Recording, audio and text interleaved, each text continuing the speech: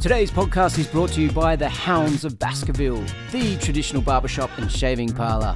Looking a bit scruffy? Got a big date? Maybe you got an important meeting? Go online and book at hounds.sg. Edmund Ho is a car nut.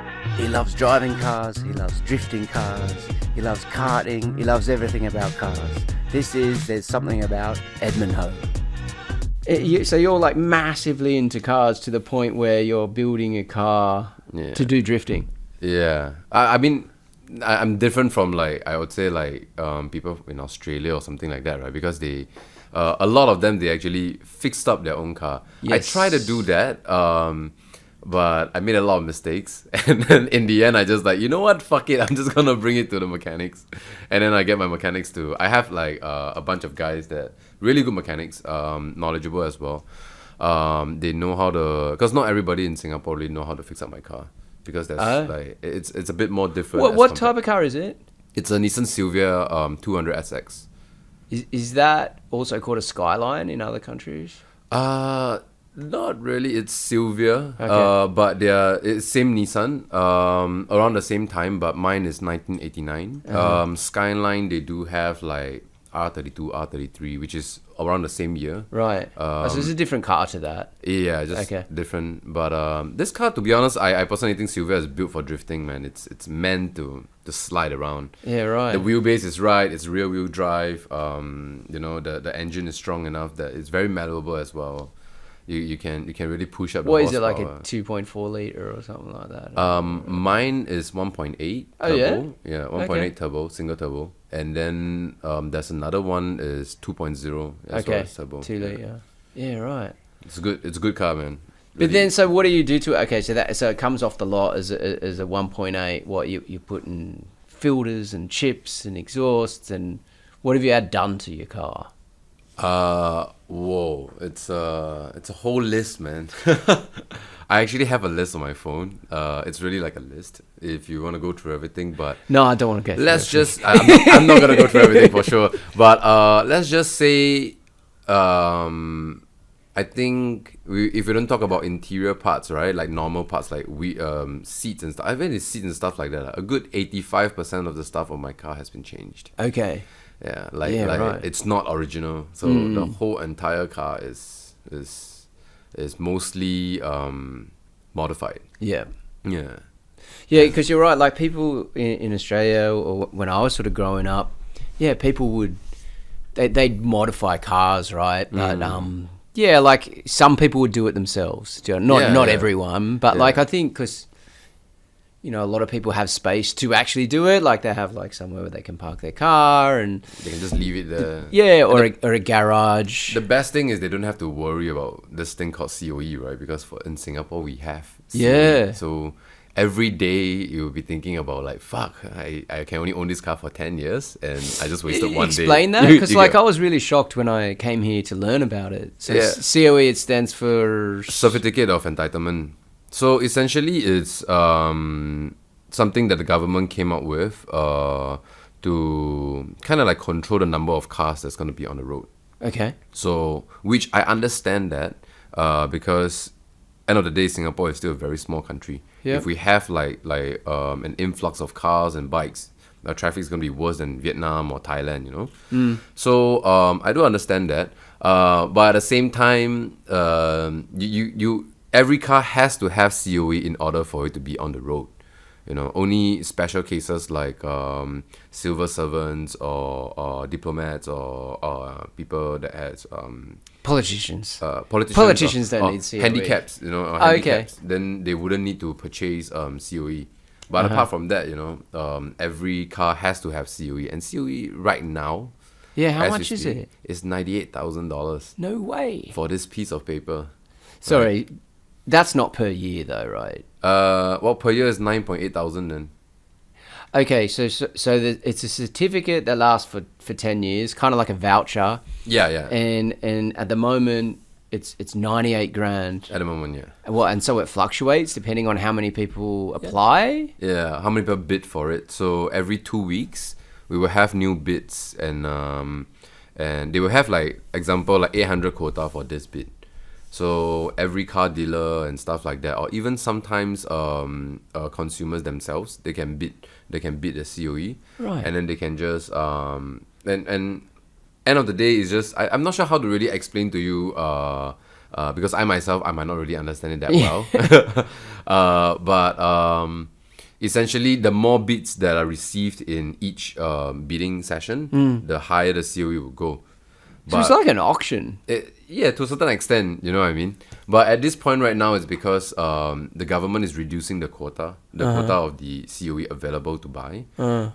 So you know, even though there's not too many people bidding for COE, right, the price still stays up there. Yes. Yeah, and one thing that happened in early 2000, I can't remember which year, COE dropped down to $1. The reason why is because, let's say the bids that is put out, available bids is 800 bids. But in totality, the number of bids received is lower than the bids that is the quota that's put out. Right. So that itself, it resets the counter back to $1. So It's so fucking confusing. yeah, it is, right? I know. I'm not gonna lie. I myself, I'm not too sure how to really explain it, right? But No, I think you're doing as good a job as you can without us like opening up and going through clause 1.7 section A. Yeah. But then, so it's weird. It's not weird. Every country's different, but it doesn't. It's called a certificate of entitlement, which makes it sound. So you're entitled to drive. But the it's car only on the for road. the entitled, right? Like if you're a you know, I don't know, like a blue collar worker, like say like I'm a tradesman, I need a vehicle to move my tools around and stuff like that. Like, is it cheaper for a tradesman or is it? No, I still have as in to. what? Tradesman as Yeah, in like I'm a builder. no. Bad You're luck. just like everyone else. This is the cost of doing business. Yeah, this is the cost of doing So, business. so if I am a banker and I've got like a beautiful Range Rover, Even if you're a taxi, even if you're buying your car to do Grab, you know, the Grab that you take, right, like Uber, like Uber, yeah, same thing. You have to pay the COE. that's mental. It's only politicians and handicaps and special cases. I don't know how people afford that. Yeah, that's why everybody's complaining. Yeah. So it's kind of like you know, it's a little bit it's a paradox, I would say, because I do understand that COE is very expensive, and you're Yeah. paying $98,000 for a piece of paper, excluding the price of the car itself, and not just that, Singapore taxes, right? After what, like if you were to buy a Porsche, for example, let's say we talk about Porsche 911 GT3, Okay. you buy it in Germany, it's 250k. Okay, euros. Not cheap. Yeah, not cheap. Okay, euros. Right. But if you were to buy that car in Sing, yo, prepare $1 million, man. No way. No, for real. Because this plus taxes and everything, right? Well, And so then, that will tax. yeah, and still have to add Well- another 100,000 in for COE. But will they tax luxury cars more Yeah, they would. than say like a normal whatever car? They would. Okay, so at least there's some level it's good of for the getting money from economy. the rich. Yeah, Do you know what I mean? yeah, And- it's and good give for the poor a bit. economy. In Right. which I am in support for that, because I think that it's good. It builds up the road, right? Yeah. I mean, ultimately, if you really go and look into the history of Singapore, as compared to I mean, Netflix now, you can actually watch like how Singapore used to look like Bukit Ho Sui's big fire and stuff like that. You can actually see. What is this a show called? I think it's Seconds to Disaster or something like that. Okay, I might check it Yeah. out. I like seeing like It's all where it's places all are really yeah, you like, go watch old. it. It's pretty cool. Production is not bad. Yeah. And what's that called? It actually shows like the kind of so-called big disasters that happened in Singapore. Mm-hmm. And COE was one of those, was it? Yeah, Bukit Ho Sui fire was one of it. Yeah. So why I mentioned that, right, is because I find when I'm not gonna lie, I've not really like in the past I wasn't really interested in history, right? But when I started to get interested more in Singapore history, you can actually see in just a short span of 60 years, Yeah. Singapore has like really accelerated. You know, we didn't walk, we didn't run. We literally flew to a country that it's everything has changed so much. Yeah. You know what I It's mean? rapid development, right? Really rapid, and roads as well. Malaysia has a longer history than Singapore, right? But I mean, of course, the country is big, so it's a lot more difficult to handle. But the roads itself, just the roads. If you look at Singapore roads, right? To be honest, I can't ask for any better roads. It's the trees are beautiful, roads are beautiful. There's not much potholes. Signs Yeah, are it is clear. well kept. I will say this is like one thing about Singapore, right? Like the tax on your earnings is quite low compared to other countries. Right, 10%. Which is crazy. Yeah. Right? Because depending on what you earn, like UK, Australia. Yeah, 30%, right? If I'm not More. More, 35. If you're like on... Yeah. The type of money that I will never even be able to dream of, you could be getting taxed 50%. Yeah, imagine you earn like $1 million, but you only $500,000. Right. Yeah. But here's the thing, right? Like those taxes in those countries, they go to the government and they distribute it to different things, right? So last time I was in Sydney, I was paying 30-something% tax, and that money was going to roads. Which I had a car, so that was fair enough. It was also going to schools. I don't have a kid. It was also going to several other things that I wasn't using. Where like here, the system seems to be a little bit more like, okay, everyone's got a base, and then it's like a pay-as-you-go phone. Do you know what I mean? You want to drive your car? Okay, well then you're going to pay for that.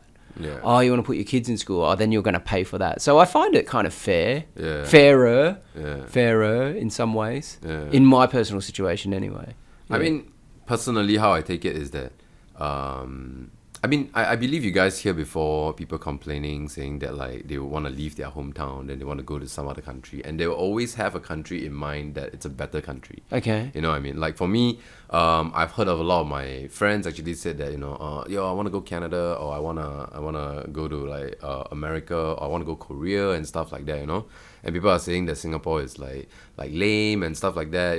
It's a strict country, it's a fine country. There's a lot of fines, and it's expensive and stuff like that. Fine as in... Fine as in you will pay, right? not you like pay, not like lovely. They're not lovely, Right. yeah, for sure. A fine country. So but as I travel, right, I feel that every country has their own problems because nowhere's perfect. Yeah, no one's perfect, right? Ultimately, so it really depends to see like how you really look at it. Because in Singapore, it is expensive, but I mean, look at the facilities that we have. How is everything panned out for us? Actually, we're quite pampered to a certain extent, Oh yeah. Yeah. People here don't realize how like How fortunate, how privileged we are. Yeah, like and like I'm a visitor, right? So Yeah. like, do I get some of that privilege? To a certain extent, I get this low tax. Do you know what I mean? But in terms of people that are citizens, like the way the housing system works, Yeah. that you can like buy an apartment for what, like $300,000 maybe. Yeah. I mean, that's insane. In which, as compared to other countries, that Oh, is- you go to Australia and try to buy something for $300,000. You get nothing, man. Honestly, like, You can buy a few cars and mold them all together to make a house. Yeah, something like that, or you might be able to buy a parking spot for your Yeah, car. Like yeah. it's really, really affordable in that way. Yeah, that's right. That's the thing, though. So, like, I'm not sure how we led to here, but but in the end, even though it's crazy that you have to pay like 98,000 for a piece of paper to entitle your car to be on the road, right? I still think to a certain extent it is necessary given to the kind of space that we have in Singapore. Another one is what's that called? Apart from COE, ERP. Oh yeah. Yeah, The tolls ERP, and yeah, stuff tolls, like that. right? Yeah, everywhere has that. Yeah, everywhere has that, and to be honest, our tolls is like what, $1, Okay, $2. then that's really cheap. $3. That's you know really what I mean? Like, and not just that. The reason for the ERPs, right, is that if let's say you were to be going onto any roads that's more congested, that's when during peak hours they will switch on the ERP. So if you want to go there, you have to pay extra money. Okay. That's it. And I'm not sure though. People are complaining about that, but I'm like, No, that's normal. but why everywhere. not? I mean, end of the day, yeah. Even though that people are saying that even if we are paying ERP, the traffic is still congested. It's like then that's it. You know, if everybody has to go to a certain place or use a certain road at a certain timing, that's bound to happen. I mean, it's inevitable, right? Yeah. No matter which country that you go to, it's the same thing. Yeah, yeah. You get what I mean? So Some people just like fucking complaining. yeah, actually, just Singaporeans though. That's the thing. It's just Singaporeans really complain a lot. As much as I'm a Singaporean myself, lah. Do you think know they what I mean? do? I think they do. Though, I can't actually. comment on that because like Yeah. I'm gonna get like You're gonna get flamed, right? people ain't gonna Yeah, like it. yeah. Well, as a Singaporean, I complain a lot myself. I'm not gonna lie. I was Right? gonna No. say you're whinging a lot right now. Yeah, I'm joking. No, but for real, I complain a lot myself, and but it's only after as I grew older, when I start to go to work and start to talk to more people, especially people from overseas, right? And when I travel and stuff like that, I start to really learn to count my blessings because Yeah. as much as Singapore is it's so-called expensive, it's very strict and stuff like that, but a lot of good comes out of it. You know what I mean? It's quite pretty lucky as well. We don't have guns here. One of the things, right? And like we don't have like crazy amount of like drugs flying around in Singapore. You know, they don't have a street full of drugs and stuff like that. So Yeah, like you don't see like junkies and stuff Yeah, like that. you know what I like mean? where I lived in Sydney last, it was like, you know, like near a red light district, and yeah, like you'd see people with addiction problems, you know what I mean? And because, I mean, they're my neighbours, do you know what I mean? But they're just kind of like always in the street, and you'd sort of get to visually recognise some of the like junkies, people would call them, right? And it's not like Skid Row in the States, but Yeah. like, you know, it's sort of, it's sad, right? You see people degrade or degenerate. Like I remember once, it was very near the city, and like there was this girl, she was like Polynesian, like you know, like part Maori or something like that, and she was like really pretty girl, and she had like business clothes on. You could tell she'd sort of come from the city, and it was like 6:30 in the afternoon, so she probably finished work at 5:30 or 6, and she's just like by herself, like just like slumped in a doorway. Do you know what I mean? but like that? It just like she'd taken something, and Or like heroin or something? is must it? be something like Yeah. that, right? And she's just so like just fucked Yeah. out of it. Yeah. And it was weird because she was in like business attire. Do you know what I mean? And, Yeah. and a lot of the other people around, they're kind of just wearing trackies Yeah, or shorts yeah. and a t-shirt, and it's kind of Right. like it's almost like you could see like King's Cross is the area. It's like you could see like King's Cross took another soul that day. Like it was Yeah. such it was unusual to see her dressed like that, right? And then I started to see her more and more, and she's not wearing those clothes. Do you know what I mean? And over, you know, the course of like 6 to 8 months, and I just sort of took particular note. Oh, of and you her. realized that they Well, were I see her actually from- face change. Oh, yeah, and She comes very like drawn in. Oh, Like shit. she went from like I said before, like quite a pretty girl to having like a that. face that was kind of like like fucked. the bottom lip started coming up, like a really like, you know, when you see those things of mug shots of meth heads and stuff like that, Yeah, she started to look like someone like that. Yeah. And it was like super sad. So Yeah. I mean, it's pretty strict here, but you know, people can't do certain things that they can in other countries, and there's a benefit to that, you could say, right? Like Right. you ain't got people walking around the street that have severe addiction problems, right? Yeah. I don't know if there are people with addiction problems here. Though. I'm sure there are. I believe there are people with addiction problems here. I mean, from time to time, you still see people, you know, get caught for drugs and stuff like that. Right. But to be honest, because of how strict it is, the culture in Singapore, It's a strong deterrent, the mindset, you know, that the government has instilled into most of the Singaporeans, right? Yeah. Majority of the people, I would say, wouldn't even dare to try to even think about it. Right. You get what I Because mean? why would you? Because it's like Yeah. just not You- fucking worth it, right? Yeah, you know what I mean, which is good, you know. Yeah. That's good to it. So Yeah. I believe that, you know, every country has their own culture, has their own beginnings, has their own process and progress, you know. So it really depends on each individual to see how much you understand. Because everything is always two sides to a coin, right? Something that is something. No matter how good something happened, there will always be something bad on the other side. It can go from like what, karmic to what, maybe your own luck or even your own complacency. You know, there's so many things that could happen. You know what I mean? So that's the balance there that I guess it requires each individual to have the understanding. You know what I mean? I agree. To kind of balance yourself out, you know, so you don't get fucked by whatever's happening. Yeah, but also if you're like constantly like, if you don't have that level of understanding, you're just constantly comparing, and you're just like, there's better, and my life's shit, and I want that. Yeah, you know, you will never have enough wants or the needs that you think that you need, right? Because there's a big difference between needs and wants. Yeah, you know, you just have to really know what is it like for each individual, because some people, they really do need 500,000, but some people, they just want 500,000. No one needs 500,000. Well, if they need for cancer treatment. How much is cancer? That sounds very expensive. But it is. Is that how much it is? Yeah, it can go to a few 100,000 easy, man. I don't want cancer. A lot of things can you know, you need money for it, but end of the day, it really depends on why you need it, right? Yeah. In the end, if you're trying to save your mom's life or something like that, you know, it's a different thing. You know, just trying to save your own kid's life. Yeah, know? yeah. It's all different. Very true.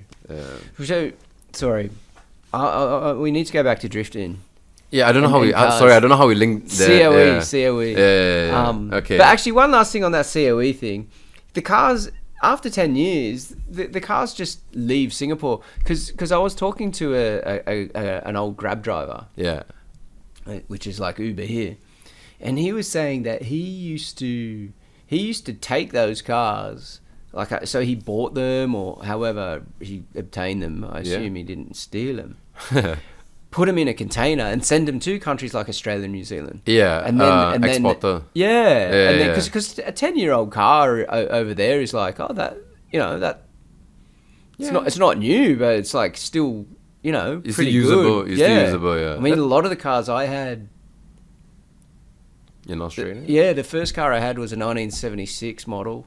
1976. It was a Volkswagen Combi. Oh, nice. And then I had... That's nice. Then I had... it was cool. That's a hippie car, man. It was a hippie car. It was cool, but it had... So,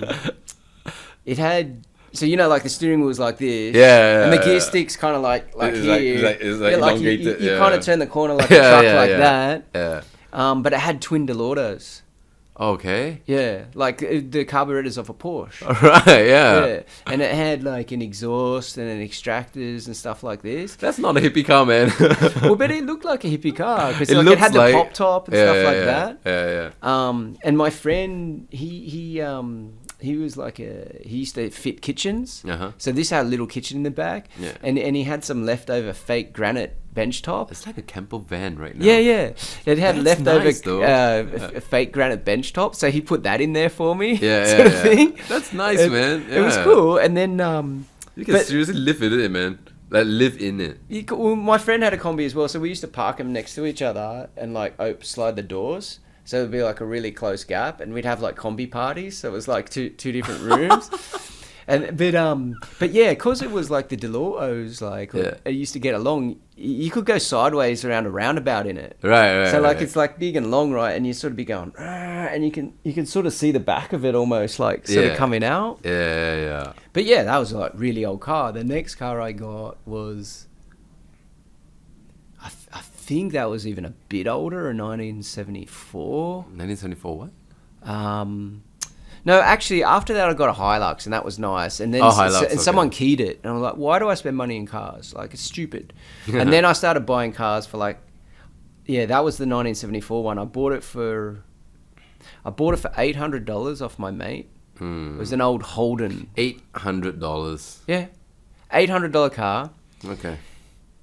He bought it off a guy. He had one car, and it was a sedan. And someone crashed a station wagon. Okay. So he kind of just like pulled everything off it and put it together. Oh. And then just sprayed it with a white can of paint. Yeah. And then I bought it off him for 800, and the deal was I can have it for 800, but I must keep the sticker on the back. Because it was a Dead Kennedys, like, which was a punk band. Oh, okay. He said, yeah, but you got to keep the sticker. It's like, okay, keep the sticker. But dude, $800 though. Yeah. So it's $800. That's the cost of like what? I don't know. I'm not sure what you can do here, man. $800. Not much. Not much, really. Yeah, Not you know fucking that. much, Yeah. right? One night out drinks with your boys. That's it. You know what I mean? So this car, you know, it wasn't a great car. Like, I drove it down the snow once, and it started like leaking. Oh, okay. Like in the rubber around the windscreen, and it's cold. We're getting down the snow, like, and it's starting to pool in the bottom. So we had to like stab with a screwdriver, like some holes. Oh, let it drain it. Yeah, because it was sort of cold, right? Yeah. But then, sorry, it was old, so you could stab through it pretty easy. But then it was like really cold, so I had to put like plastic bag on my foot, like while I'm sort of like driving. But anyways, I had this car for a year, and then I was going UK. And I was going to be away for 2 years, so I sold it to my friend for $1, for $1, because that would mean he $1. paid very small amount of tax when you sell a car, Right. And then after 2 years, I came back, still going the car, With So- the hole there. in the was floor. the hole still there? Yeah. I bought it back for $1. I used it for a year. I sold it to these two backpackers for $1,000. So I made $200 on it, and I've got 2 years worth of use from it. They were driving from Sydney to Perth. What? Right? And each time it got sold, same thing. The sticker must stay. Yeah. So the backpackers bought it. Sticker must stay. And they're saying like, will it get to Perth? I'm like, oh yeah, like for sure it'll get to Perth. Like on the other side of the country. I see And that then- smile coming up. and from you. And then 4 years, probably 1.5 to 2 years later. The car died. No, I seen it. And you bought it back for $1? No. I'd moved on. I bought another car. I'd seen that car driving around, that's good. and the sticker was still It's on still it, there? Oh, and shit. someone had chromed it with a chrome spray paint. Nice. Yeah. That's nice. So maybe it's still going. Who knows? Yeah, going back to that, it's probably the guy that you spoke to. He's like a car exporter, so we do have that, a lot of that. I work with a few of them as well. Right. You're right, which is what they do is that you get a certain kind of like price for the body of your car, so called the body of your car, the chassis itself, right? Right. So like They strip it down? no, not actually, but because the reason why you pay for COE, right? Each car also, why is it like $1 million for the cars, right? Whereas you see, like just now I'm giving an example of the Porsche. Yes. Yeah, it's $250 and then $1 million, right? Okay. Why is because there's this thing called ARF. So, additional rebate amount.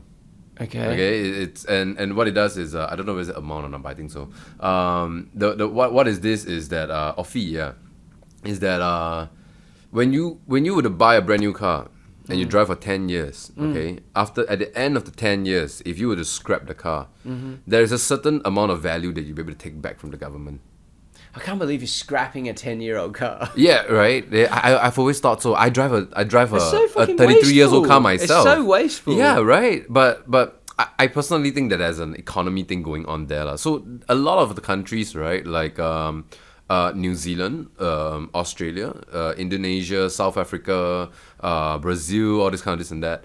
They do love Singaporean cars. Every single time when they see like a car is coming from Singapore, everybody snags. I'm sure they've been treated fairly well. I'm sure. You know, like you said, the roads are good, so they're not like Yeah. banging along The most potholes. that you'll be able to see is like what scratches on the doors, but that's everywhere. But also, there's the water around because it's an island, right? Yeah. But there's no surf. yeah. So if you buy a car in Australia, you kind of don't want to be buying it within 1 kilometer of the coast because of the rust? waves. The rust. Yeah, and that water gets sort of tossed into the air a little bit as mist. Yeah. And it rusts out the cars. It's all salty and stuff, then it Yeah. rusts a lot. Yeah, that's true. Yeah. Other than that, I think our cars are relatively new because it's expensive, right? So everyone that owns the car, every Singaporean or anyone in Singapore that owns a car, they'll Who's be like, entitled enough who's entitled enough, right? to have the car. Like, don't scratch my car because everything worth a cent, because it's so expensive, you know what I Yeah, mean? everyone in Australia is like that too, but they just can't afford Yeah. however bloody much for us. $800 The for a entitlement. combi, the last time I saw like a combi in Singapore, right? It was going at what? I think it was 70 over 1,000. And that was was it 70 over 1,000? I can't remember. It's quite some time back. But just the Porsche the Porsche like price indicator that I'm giving you can actually tell it's like 4 times higher. Yeah, right. A Honda Fit in Singapore right now, if you buy a Honda what? Honda Fit. Okay. It's a Japanese car. It's a small Hatchback, Japanese hatchback. Yeah. Yeah. It's a Honda. If you were to buy it overseas, I'm not sure how much does it cost there. 35 or something like Yeah, that. probably, right? How much here? Right now, if you buy a 3-year-old one, which is maybe a 2019 or maybe 2020, a 2-year-old one, 8 years old, okay? Yeah. No, it's only 2 years old. So-called having another 8 years to go because 10 years, right? Easily, you're looking at close to 80,000. Serious? Yeah, for 1. And then it'd be 35 new in another country. Yeah, brand new. Brand new. That's crazy. Yeah, with rims and everything. It doesn't mean that when we buy it for 90K, for 80K, we have like special rims and stuff. No, Yeah. I mean, it's a stock standard car. Yeah, if I gotta save 45,000 on the car price, I will have rims, man. Yeah. I can have 16 rims on one car. It's fine. So You know what I mean? so you mentioned like people like fix them up Yeah, in yeah. other countries. My friend, the guy that I bought the hybrid car off, right? Right. Later, he had another one. Uh-huh. Like he'd get these cars that were old and kind of, but he was into cars, right? So like they'd look like pieces of shit, but they'd go Right. like pretty Right. good, right? Right. So he had this one, and he So he buys to, like, kind of like give them a makeover. a bit. A Okay. bit, but like a lot of people are like making sure the paint's nice or whatever. He was just how As long how as fast it can it works. go? Oh, how fast? Yeah, can it like go? like Okay, it'd have okay. V8s in it and stuff like Right, this, right, and right, like yeah. really loud and go Yeah. like fast, but it looked like It looked like shit. I mean, yeah. if you're using it for race, purely on tracks, or you're using it for drifting, it doesn't really have to look that nice. No, so that car that you showed in the drifting video, Yeah, right, I don't that know looks if like it. You've got it, Carl, like that red one. It looked like worse than that. Yeah. But he one day he was bored. He wanted to learn about stuff. He pulled it apart and built it again because you can buy these manuals and stuff like that. And then at the end of it, he had an ice cream container, like the ice cream bucket, Okay. full of bolts, Bolts? nuts and bolts. Oh, wow. He didn't know where they went, but the car was driving along fine. Yeah. So those bolts are all like what, additional bolts that's just in the car? No, like he I had a just- car, he pulled it apart Uh-huh. and was going to just build it again. Oh, and then he just like, He didn't know where they go. oh my God. Then how? So what happened to the car? He's just driving it like it was fine. But he had this like ice cream container full of bolts. He was like a mental dude as well. Like, So if I need any, can I get his contact? Maybe I might need some bolts. I can give him a call. yeah, or maybe you want him to rebuild the whole car. You never know. Yeah, man. I bet the bolts won't cost me at 90K, right? So how did you go from like, oh, I love cars, and now what, you drive to another country to like go drifting and get on tracks and stuff like that? Yeah, mainly Malaysia. I mean, because it's nearest. I have thoughts of driving to Thailand as well, but I think that's a little bit too far. But currently, yeah, I do it in not yet in JB, but in Malacca and in KL. So Kuala most of Lumpur in the capital. most of the time when I go there, I use their cars because sometimes I don't really want to wreck my car, but Yeah, because if you drive it up and you smash it, that's yeah, it's your fine. insurance cover it? It doesn't Okay. because it's overseas, right? Yeah, right. So, and plus my car is really old. It's really difficult to find parts. Like I'm having this difficulty right now trying to find some steering racks and radiator. Right. And because it's old, my car is 33 years old. So How old? 33. Oh, is it? Yeah, 1989. Okay. It doesn't look 33 because of, I invested a lot into it. Yeah. But yeah, so if I were to break apart, break certain parts, sometimes it might take some time to get it. There was once my petrol tank has a leak. Mm-hmm. So I couldn't pump more than 10 liters of petrol. So each time when I go to the petrol station, up to the hole. so it's literally when I realized it, right, I only half a tank. So I thought like half tank should be fine, but half tank, when I reached home, I'm like, why does it smell again? So I realized it's still leaking. So in the end, I found out I can only have not more than 10 liters. Was someone like a kilometer down the road, like flicks a cigarette and it goes. Yeah, when it follows through, right? That's exactly what I was saying. Yeah. From it, like. Yeah, that really could happen though, because it was dripping quite seriously, So to find the petrol tank, it took me about 3 weeks, and in the end, I managed to get it from I think it was America. Oh, really? Yeah. I think it was somewhere in America, and then it's a brand new one. And then they sent it all the way to Singapore, but shipping costs a bomb. Wow. Sure. Yeah, but it's really difficult to find parts. So that's the thing about... you need to be careful with that car now. Yeah. Which I'm trying to be. But at the same time, I want to bring my own car to go down to the tracks to really play, right? Because you want to really understand your own car. Okay. You get what I mean? And it's kind of a mix, because for other people, they have a track car and a daily driven car.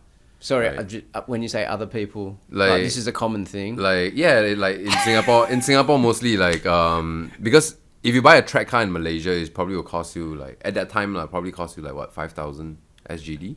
Oh, when you say a track car, you mean like an old car that you can just like the red one that you saw. Right. Okay. Yeah, so it's just meant not a racing car. Like I have a track car. Yeah. It's just meant. It can be a racing car as well. It's just meant for you to park it at wherever that you want to go play, like be in Thailand or in Malaysia or whatsoever, and then every time when you fly over, you just take that car and just play. Yeah, that's your car, right? In the end. Yeah, but for me, it's like because I really love my car so much, so I try to put both together. It's like my track car, my daily driven car, and it's a car that if I can do everything inside, I'll do everything inside. I really love the car so much. So, but at the same time, the repairs and the parts itself, the scarcity of the items, right? The car parts, it's making me sometimes I would think you know what? I'm not sure if I really want to drive. I name her Kenya. It's after my late Mastiff. Sorry, you what? I named her. Your car's got a name? And my car's got a name, yeah. The amazing thing is, right, there's a lot of car spotters in Singapore. A lot of students or people of all ages actually like to take photos of cars and stuff like that. Okay. Kenya actually has a name in Singapore. People actually knows that my car's name is Kenya.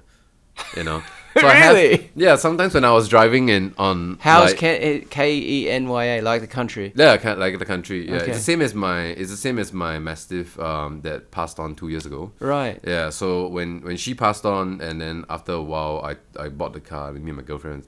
Let's name it after Kenya, man. I was like, oh my god, yeah. And when I driven it, why we bought it is because when I driven it, it has a kind of character that really feels like Kenya. Okay. It's beautiful but aggressive, but at the same time really fun but naughty. You get what I mean? Uh-huh. That's literally my dog. Okay. Which is interesting. Makes sense. Which is really interesting because when I driven a car, I quite a feeling person.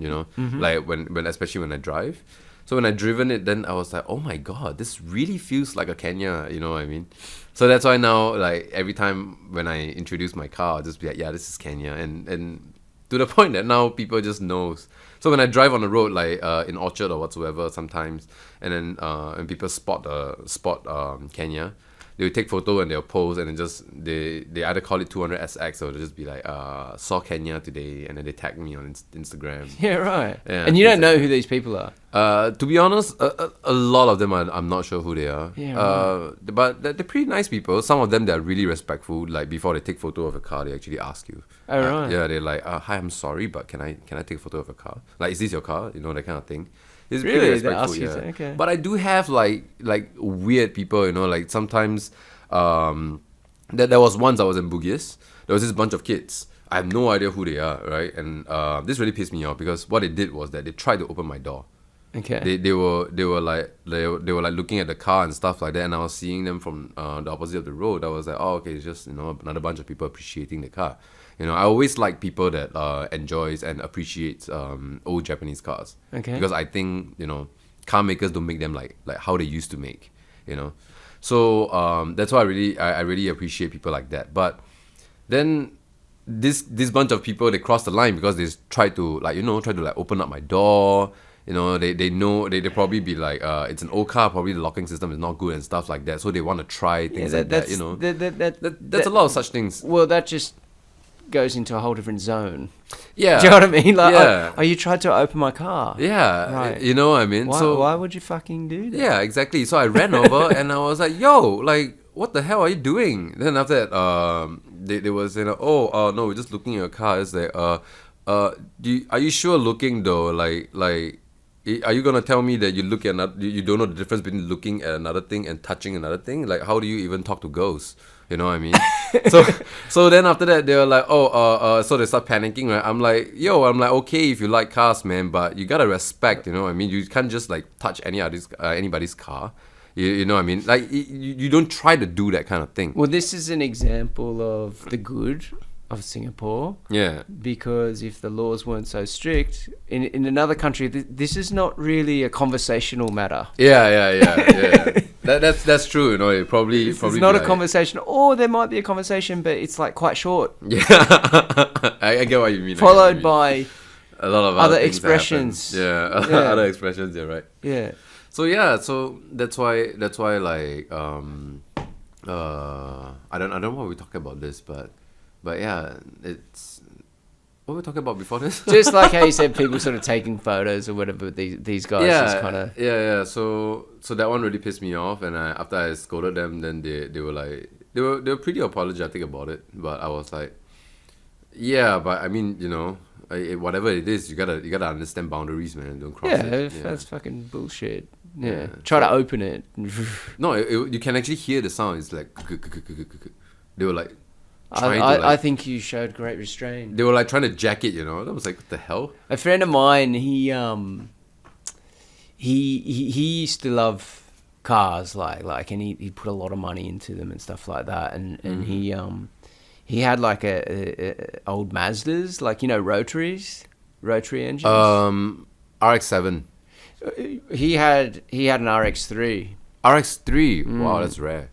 That's rare. Yeah, because people were kind of into these sort of cars. Like in Australia, there was people who liked old rotaries, and then people who like big V8s and stuff like that. Right. So there was like. But he chose a rotary though. I strongly believe this guy spent like heaps of money, man. I'm sure. Well, you'd like, see mountains. them. You'd see them. People would like make them really original. Yeah. Do you know what I mean? And put like louver things on the inside of the back, and like make it neat and stuff. Like that. and then people would just go mental on it. So it was tubbed. Mm-hmm. Do you know what I mean? So like the back wheels are so fat, they got to cut in the big wheel arches and shorten the differential. Yeah. It had wheelie bars. Yeah. Like if you he's using it for like drag, is it? Like he just wanted. I mean, he did drive like a maniac. Yeah, but it was a street legal car, but like just. Do you know what I mean? Like inside it was like. Is it really legal though? I think it was. Oh, yeah, okay. I think like the sound emissions weren't sort of thing, and he'd get a fine sometimes because it's too loud. Yeah. But inside he had like full Recaro and like this white leather sort of stuff, and so into it. Yeah. But yeah, that was a mental car. I got to drive it. Like you like floor it and it lifts. Yeah. Like, it's true. And it's the G-force just pulls you back. Well, but like the wheelie bars, like on a drag race, right? Like the front wheel will come up, come off. Yeah, not like a hydraulics. Like you'd be driving it like just really loud car, and you'd go and hit it, and it just go boom like that sort of thing. Do you felt like like Vin Diesel in Fast and Furious when he was driving the big American Muscle? I haven't seen it. Then he was beside Paul Walker, and so it was like, whoa. I haven't seen Fast and Furious, but I've seen drag races, and that's quite a sick car though. Yeah, so some of my friends If had these. Up. Another guy had like a ute. Do you know what that is? Ute? Like yeah, like a pickup, but like so. Okay, so basically a sedan. So not a big 4-wheel drive, a sedan. Whoops. 2 seats, and then behind you is the window, right behind you, and then stuff that you put tools and whatever in. Right. Right. Okay. So it's like actually it's a little bit like a Toyota truck. Yeah, but this was like an Pickup old truck. Yeah, like Okay. a pickup truck, but not like a big one, right? Right, a smaller one. Yeah. So he had a 454 in it, 454 is what engine? like a 454 Chev. Oh, Chevy- V8. V8 454. He has a V8 in Yeah. the truck. Yeah. So like Where is he going? just wherever, right? Like, but it's not a big 4-wheel drive one, right? So Right. again, this one was tubbed, like the back wheels is like this fat, Uh-huh. but because they're so powerful but no weight over the back wheels, you had to put stuff in the back. Like he had 2 bags of cement Uh-huh. that he put in the back for when Just it's to weigh it raining. down. Yeah, because otherwise you couldn't drive it. Yeah, there's no traction. It would just keep like Yeah. sliding on the Yeah. one. Oh shit, man, that's crazy. Yeah, people were like fully into it when I They was do a lot young. of drag racing in Australia, is it? Well, people steal cars and stuff like that. Like, you know, when I was younger, someone might have a car that's not theirs, and people would sort of like have a go of it, Might sort have of thing. Okay. Or like you literally, I remember at one point, just loads of people stealing cars. Like I remember being at the lights, and my friend's like, "Oh, look at this guy." Mm-hmm. And he's at the lights, and you could just tell by the way he was like keeping the revs up, because you don't want it to cut out. Yeah. And then it fucked up and it cut out or whatever, and you could see him like doing that with it. Oh, actually, so he stole it. Oh yeah. Yeah. Oh shit. Yeah, Okay. and you could see him sort of like looking around because he's at the traffic lights and it cut out, and he's like put the screwdriver back in the, because there's the steering column, right? Right, They crack right. it and they take the barrel out. I don't know how to do it. Electronics or something like that. Just start up a car. Well, you can put a screwdriver in it, Uh-huh. right? And you could see him doing it, and then he took off and drive off. Like you'd see people just driving stolen cars. That's why they say that drive like you stole the car, right? People literally sort of, When you're in the yeah. tracks, people say drive like you stole the car. Yeah. That's why. Okay. So it was kind of like at one point when I was growing up, quite a. Kind of got used to it, is it? It's like a form of pleasure or enjoyment for people, I think. Yeah, like a toy, sort Yeah, of. That's yeah. not theirs. Yeah. That's I weird. had 2 friends once. So when I was living in the Middle East, right, they just got their hire cars, right? It's kind of a nice thing 'cause it takes a while to kind of sort out when you first get over there. So they get these hire cars, and they're kind of like, you know, very baseline car, Nissan Tidas, right? And there's the Corniche, which is this massive long drag. So these two are just racing each other up and down this Corniche. It's probably like a few clicks either way, right? And they're just clocking ticket after ticket after ticket on these red lights. And the fine is like $1,500 or something, right? They don't care. And they didn't know. And they end up clocking up like, I think it's something like 8 to 10 tickets each. And 1,500 each. $1,500, yeah, 'cause 6,000 reals. Holy is about, shit. And so they had to negotiate a payment. Because But why were they going through red lights like that? Yeah. Well, the speed was the speed, because they're racing. Oh. But shit though, 1,500 for that fine? Damn. Yeah, you find some big over there. And here's the thing, right? You don't get any points for speeding over there. Right. So people speed and you get. So if fined. you're Oh, so it's just money. You're So- not going to lose your so license. which means if you're rich, then fuck it. Exactly. You can just drive like a fucking maniac. It doesn't matter, And right? that's the Gulf all over, right? Okay. Dubai is it? It was Doha actually. Oh, okay. Yeah. Oh wow. Okay. Yeah, Well, right. Now the goal is to make that kind of money to go over there to speed. So I can tell people like I'm speeding legally, because I pay my dues. You get what I mean? I'm not sure if that's classified as legal. Yeah. You're breaking the law while you're paying the law, so literally you're You're- just paying for your crime. Yes. Yeah. Yes. So I guess that's to a certain extent it's quite legal. Yeah. Yeah. Well, people were mad into cars when I was young. Like In Australia, yeah, I believe so though, because Australia has quite a crazy car culture. yeah, I was like not mad into it, but like I liked them, but some of my friends were. But then I remember when I you get your license and you get like an L plate. and then you get a P same. plate. P plate, yeah, same. And then your normal license. So L is learner, and you need to be in the car with a licensed driver.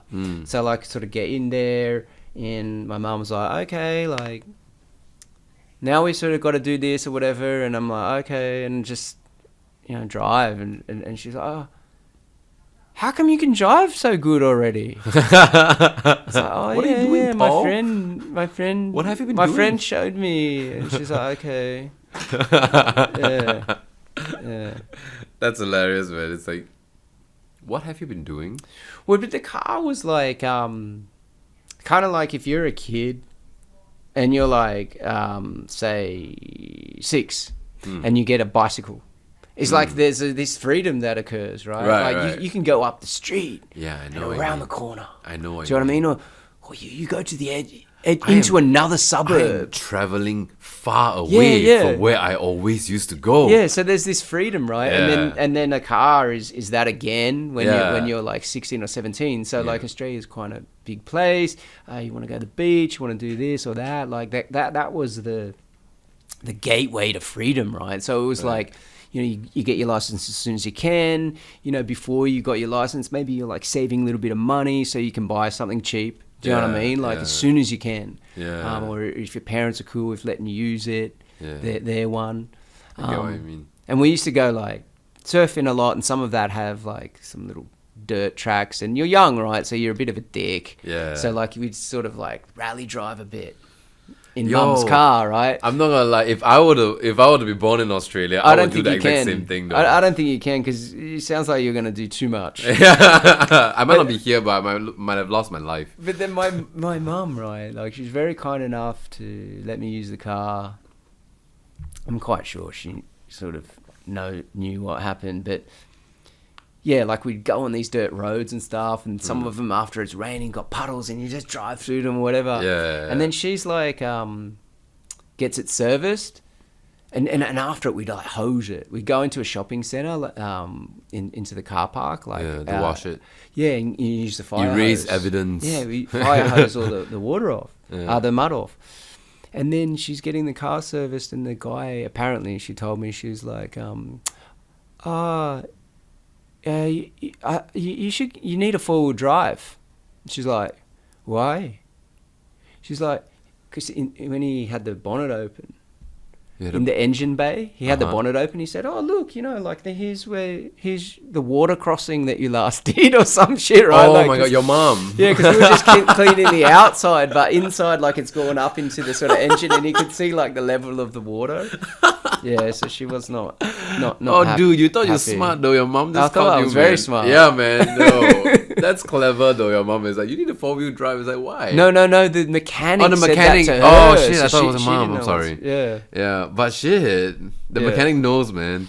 But wait, the water's what? You went in?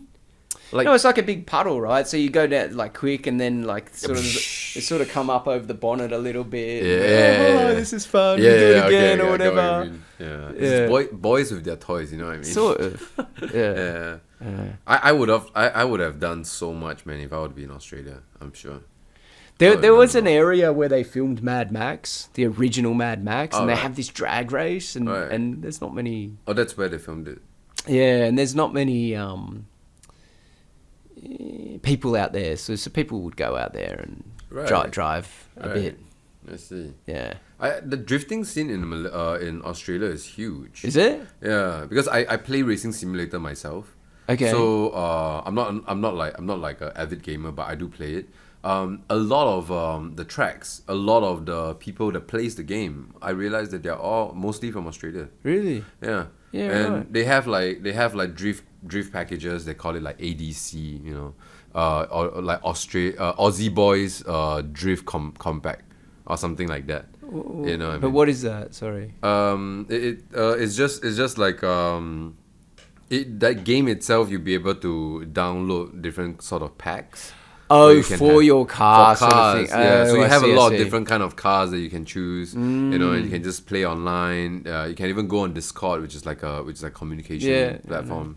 and just play with people, man. Just like drift online and stuff like that, So And a lot of people from Australia doing it. a lot of from Australia actually, and not just that. I buy a lot of my car parts from Australia. Yeah, okay. Yeah. So Australia is like, I realized that they actually have a lot of car culture there is pretty big.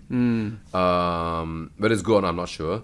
But there's a lot of drifting, like a lot, and every time when someone goes to Australia, I'm like, yo, I'm gonna go there one day, man. I wanna go there to like buy car parts, because you don't have for my car in Singapore, I would never be able to have the opportunity to walk in the store and just like, let me get this and this. Mine has to be like online after 4 hours of research. Well, they have places you can go, and it's called the Wreckers. The wreckers. Yeah, so you Okay. go to the Wreckers, and a Wreckers might specialize in different types of cars, like Japanese nice, cars, okay. or like You just buy parts from them. yeah, it's old cars. So say like my $800 car, right? Yeah. Just say I couldn't get it through the next registration because it's not roadworthy. Right. Then I could take it to the Wreckers, and he might give me $100 for it or $200 Right. for it, Yeah. and then someone else will turn up, and they need like I need the front light. Do you know what I mean? And he'd go, yeah, I got one of those, and it's kinda like $80, and you like unscrew it. like a scrapyard or a junkyard. Where Yeah, you can yeah, buy it's a cheaper junkyard. parts. It's a junkyard. Yeah, that's okay. yeah. That's good. That's good. Yeah. Yeah. So there's like the recycling of it, I guess, and it's not just like, just throw it away. Everyone's getting that last little Yeah. bit of money out of the car, I suppose. Yeah. Well, in the end, it's still a lot though, because whatever. I mean, you can buy a car for $800. I don't know now. $800. You probably can. No, even though Like 1,000, maybe. 1,000, 3,000, 5,000, not 98,000 though. Yeah. You know what I mean? I had 1, 2. A brand new. I think I saw like a brand new Porsche. It's like $90,000 in Australia. Is it? I don't know about how much those Like a things- like a Boxer or something. Maybe, I don't- yeah. I don't know. That's I think I had ridiculously 3 cars in my life that were 1,000. cheap. Wow. I have 3 workshop repairs. That's 1,000. But that's the thing. I can buy a car. Yeah, if you pay more for a car in Australia, it's going to cost you more, right? Like to repair. So Yeah, that's how I got to like, I'm wasting my money, right? Someone can just Right. scratch it, or Right. you buy a $10,000 car and then you sell it for like 3. It's like, or I can buy a $1,000 car and sell it for 1,000. Yeah, that's true. Yeah. That would be fun though. I think I'll have a lot of fun if I stay in Australia, man. I'll just buy like different sort of cars. How much- I would see my friends at the lights, and because other people would have these shitty cars as well. Yeah. You see them at the lights, and they don't know you're there, so you like sort of sneak up behind them, and then just kind of like, like not smash them hard. Yeah, but just kinda to like bump them a little bit, sort right? of thing, and Yeah. they look in it. Oh, what the fuck? Do you know what I mean? And they might reverse into you. And Yeah. yeah. Or you can just throw cigarette butt at each other. It's fine, you know what I mean? Because the car, it's already fucked up. So there's a few more scratches here and there or bumps here and there. It's fine. The white one, like where we played like football, and you got like football boots on with the studs or whatever. Uh-huh. Like sometimes you just like walk on the car and just like sit on it and watch because you're playing the game after, Right. and just like watch it, and then just stand up and just walk down the bonnet with football boots like And then there's holes. Or at not least holes, dents. but sometimes there'd be Some like are little dents. dents. But it was Yeah. like you didn't need to care for it. It's okay. That's just probably $50.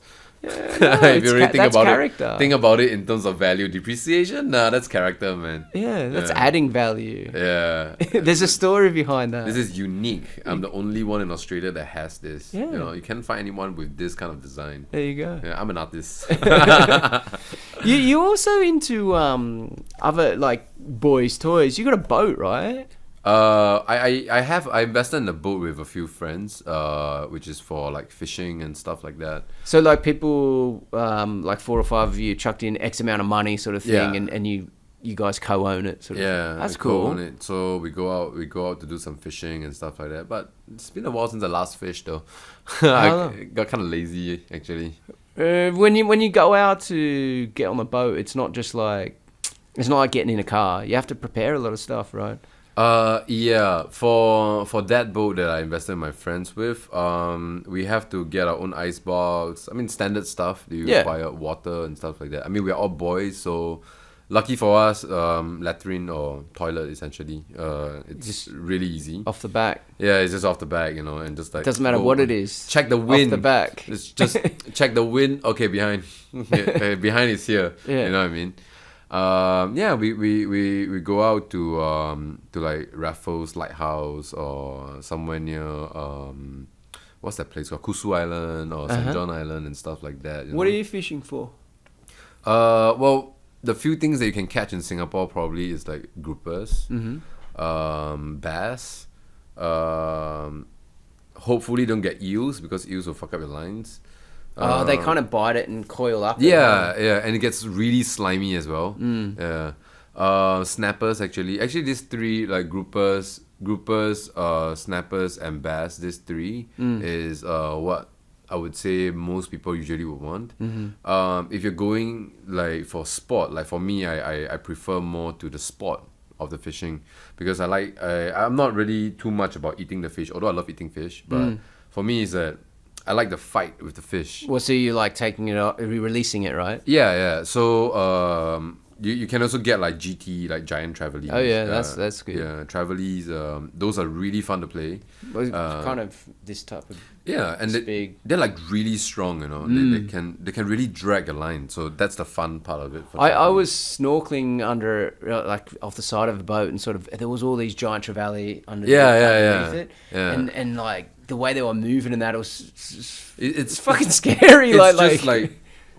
Yeah, and you can actually feel whatever that they have finned. You know what I mean?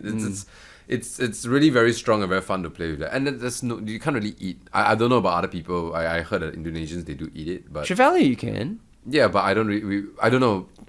My dad told me that Chinese we don't really eat this fish. Chinese, I can say this because my mum Chinese. Yeah. Chinese people eat everything. That's true, but there's two fishes that I know Chinese don't eat. One is called sampokong, which is queenfish. Queenfish, the one with spots. I don't know if it's the same fish as in Australia, but people love to eat that in Australia. Yeah, but I'm not sure why my parents told me that. Is it superstition? I don't know. I have no idea. I was when I asked them, they just say no, people just don't really eat this. Then I just didn't really ask much, right? So then after that, when I went out to fish with some other boatmen, and then they told me that like queenfish. Then they're like, good fight lah, but I don't want to eat lah. Then like why? So they say the meat is not nice or something like that. You know, it's just something that they really eat. But they say Indonesians love it. So I was like, but why don't Chinese eat it? I don't understand. And Chinese has a lot of superstition. There's superstition, right? So one of the things that are on the side, right? There's 4 dots. Yeah. Okay? There are 4 dots on the. 4 is not a good number, right? No, in that you would think so, right? I thought it means death. But instead, you know, like people will be thinking like 4 dots means 4 numbers for 4D, so you can buy lottery with this. What? So you'll be able. So if you get a good queenfish, right, you'll be able to see numbers on the fish. And that's what you went to. Then you go and buy the number with with 4D. You know the government, the lottery. Right. Yeah, you know. So I have no idea. Also, to be honest, when I hear it myself, I'm just like, I don't know. I don't understand. I can't get on board with this. You know, whatever that you guys are saying because it doesn't make sense. Let me. I see. According to Google, most Chinese locals avoid eating queenfish because it is believed to be related to a deity. Oh, is it? The marks on the queenfish are said to be the fingerprint marks left by the deity. In general, the meat quality isn't as good as other trevallies, like a diamond trevally or a bump-nosed trevally. There you go. So, it is sort of superstition, right? Yeah, it is. Sorry. No. Yeah, then I think like, you know, you like cars, you like fishing, you like boats. I think like you would have liked to grow up in Australia, maybe. Yeah, I thought so as well, actually, to be honest. But I'm not sure how will I turn out. Because if I were to do driving like with that much freedom, you know, to go drifting and stuff like that, I think I turned out to be a really bad kid, man. No, or you might be like a truck driver or something. Yeah, maybe. Or I might steal cars. You probably would have stolen cars. My friend Probably would have. My friend, he was like, like his mum and dad were divorced, right? Right. And he loved his dad. You know, like, and he lived with his mum. He loved his mum too, sort of thing. But he, you know, the time that he got to spend with his dad, like, he really loved it. But his dad drove trucks, and he was like quite busy, so often he'd go on the run with him, sort of thing. And he used to drive really big, like what, like semi-trailers, they would call it in Australia, or lorry, they would call it in the 18, 16 wheeler kind of thing. thing. 18 wheelers and stuff like that. Yeah. But that was before he was born. So he'd, you know, when his dad would come and pick him up and that, they'd deliver the barrels of beer. So it was like around the city and stuff like that. But I don't know, he just got so into trucks that, like, the minute he could get his car license, he had his car license. You know, like, you have a job when you're young. Right. He's like 15, he'd wash the trucks in a truck yard nearby. And then after a little while, they'd allow him to reverse them and stuff like that, and move them around the yard. So the minute he could get his truck license, he did, right? So he was like, you know, look young to be driving a truck. And then, because, like, you know, we'd be out, like, drinking or whatever, and you don't want to go home, you'd sometimes go on a run with him. So, like, you get some drinks, and it's got the sleeping thing behind, so you could just go to sleep or whatever. Oh, nice. And then he'd just, like, drive, and you'd go to, you know, 6 hours away and see a different part of the country. And he let me have a go of it once. How was it? It was cool. Like, I could do it. Like, because you kind of drive and you go first, second, third, fourth, fifth. I think it had a sixth, and every gear change you got to double clutch it. Oh my god! Right, and then you split the gearbox. So from 6 to 7, you know when you hear a truck go, noise, they're splitting the gearbox and they're going back into first, which is now 7th. 7? As a 7th gear? Yeah. Oh. 8, 9, 10, 11, 12. So after that, you shift back. You thought you're going back to the first gear, but actually you went to the 7th. So. Well, no, not your thought. That's why you split the gearbox. That's that noise. Like, there's a little button. I see. So you go 1, 2, 3, 4, 5, 6, and then you want to go up into 7th. You go and you go back into first, which is now 7th. Right, I didn't know that. Go back up. Right, okay. 12, and then back in 7 to what was then 7, and is now 13 or whatever.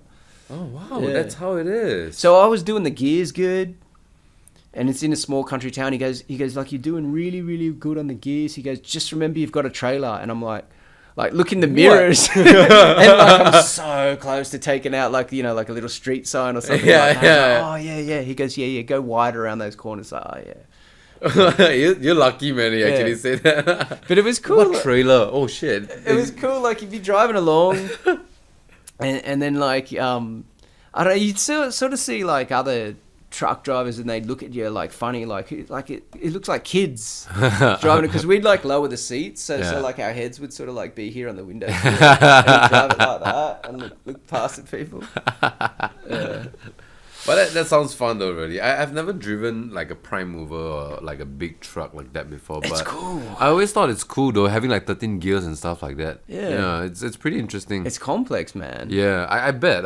And plus, not just that though, understanding how to really like maneuver the truck, that requires a lot of skills itself. For your boat, is it on a trailer? Do you have to reverse it? Don't have to, because when we go to the dock, right, for us, we bought the membership with someone to be able to help us to load it onto like a lift and then just put it onto rack. I see. Yeah. So other boats are just parked on the dock, so it won't really affect. It's not hard to reverse. Yeah, it's not with a trailer, but like, if it starts to go wrong, it can go really fucking wrong. Yeah. And because you see people at those boat ramps. Like that. I think you've seen it, like, and then everyone's waiting. So I think it's a pressure thing, because I've been on it. That reminded me of Family There's like Guy. 6 other people waiting, and they're all standing there watching you, and then you sort of come in, it's your turn, and you're like, you know, you kind of sort of psyching yourself up. It's like, you're you've You got, can do you've this. got this. Yeah, you You've got done this, this so man. many times before, Yeah. but everyone's looking. Sort of thing. And you kind of reversing in and Just just keep getting it wrong. I was always okay because I just like Okay, just don't don't think. make big adjustments. You're good, Paul. You're good. Okay, just reverse. Don't think about it. No, just don't think about it. Okay, That's it. just reverse. Yeah. But you see some people really fuck it up and they get Yeah. panicked. No good, yeah. I once, like, so when we first had this boat, it's not a huge boat. I think it's, what is it, 5 meters, probably 15 foot or something like that. Yeah. So basically, the first time we went to put our boat in the water, you know, I put the It's Middle East, right? Middle East, yeah, put the trailer to the side. It was like, cool, that's in a good position, lots of clearance. I can easily, you know, we get to pull the boat out. So we get back, it's night time now, it's dark.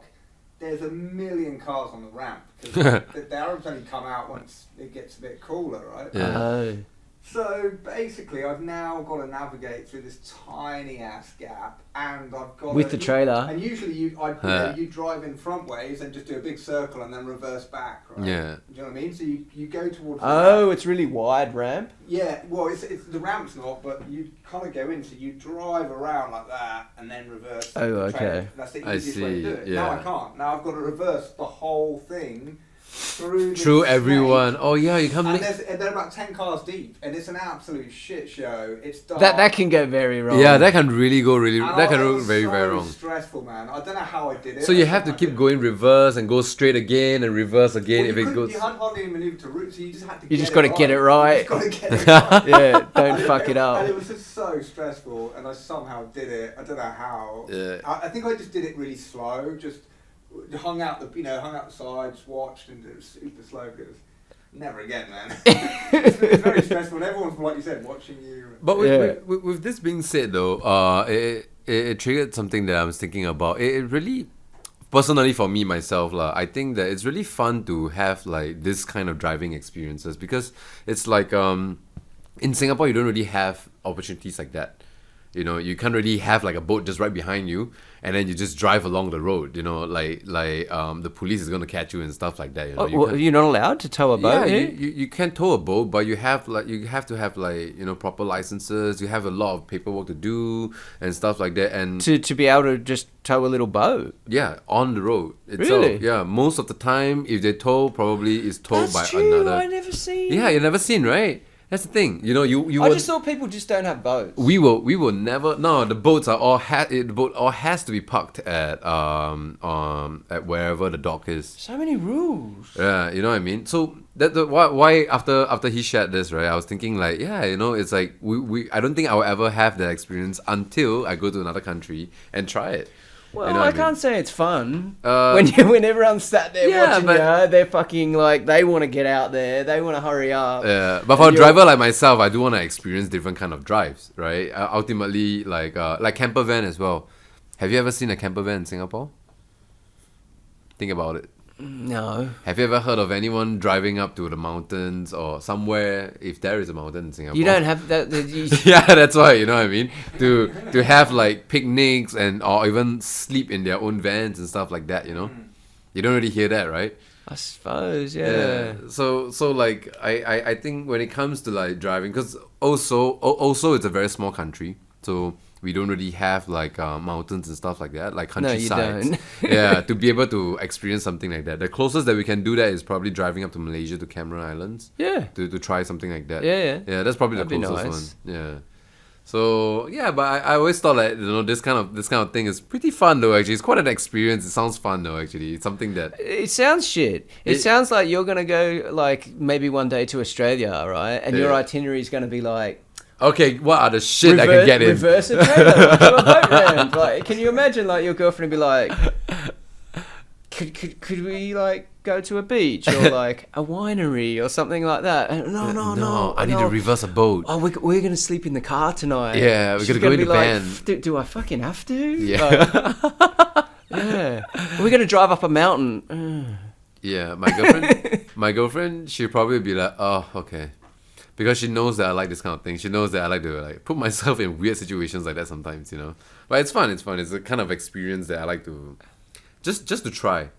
You get what I mean? Item just number to experience 7: steal a car. Steal a car, yeah. You know what I mean? And look around when you're at the stop sign. And then you said you're going to buy all these spare parts. So you're coming back through the anything to declare, and you got like Yeah, like a few luggages a and whole stuff. a new fuel tank or whatever else you need. Or maybe I might just fly cargo plane back instead of like Just like fly a normal, yourself in. Yeah, just fly myself together Yeah, with the easy. parts. Yeah. Sleep in the parts. Done.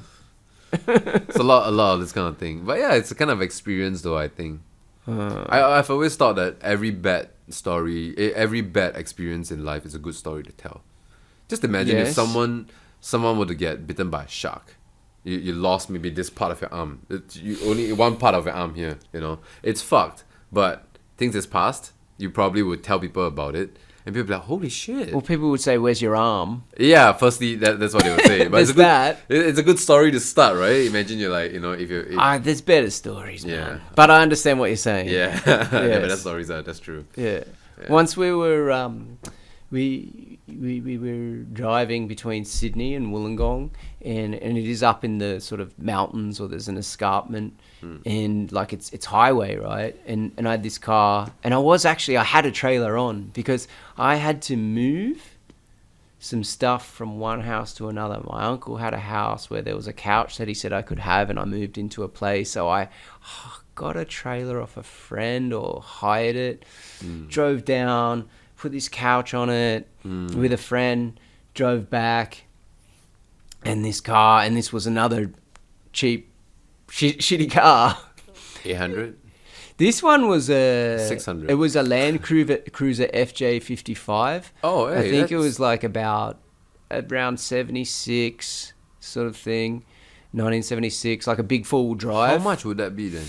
This one I got cheap, so because I wasn't gonna buy a car, but I just like look in the classifieds, and Right. because I did want another full drive, and they were going for around like the cheapest I saw was like 3 and a bit.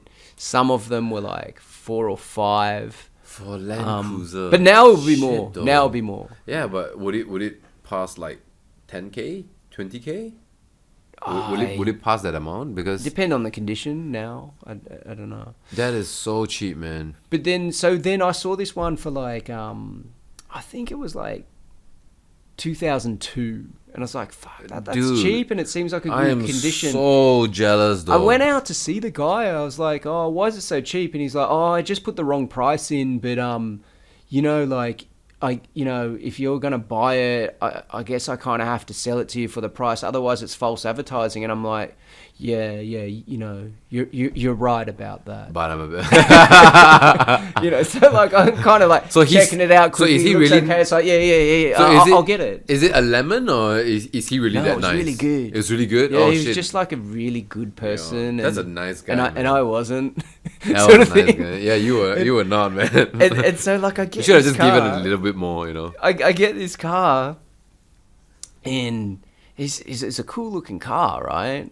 Yeah, Land Cruiser. Like you call up a Land Cruiser FJ55. I got it. It was kind It's of this really like nice, yeah. sandy desert storm. Yeah, it looks So like it's it's ready for any sort of terrain, man. Well, I noticed a lot of them.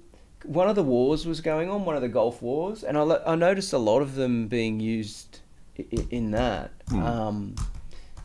FJ55. Yeah, So, I'll put it up. It's nice. you know what it is, probably. Yeah, One of these, yeah, right? yeah. So, like, I think mine was originally that that sort of split green and Right. sandy color, and someone along the way had painted it, the whole thing, this sort of Black. desert storm Desert storm sand sand color. Nice. And then but it had rust, right? All these old cars have rust. Yeah. So you had to sort of like fix it up yourself to get it through registration every year to make it worth it. Right. If you got someone else to do it, it'd cost too much money.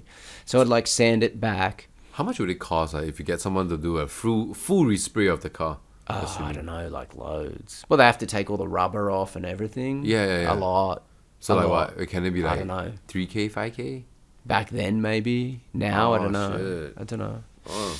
And then so then I would I think I did 1 year and kept it this sand color, and then like I went up and visited my friend in Queensland, and there was a fair few like old Land Rovers and Land Cruisers in this like matte green.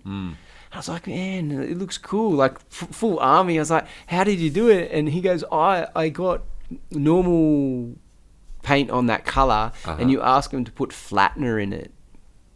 Flattener, I don't know.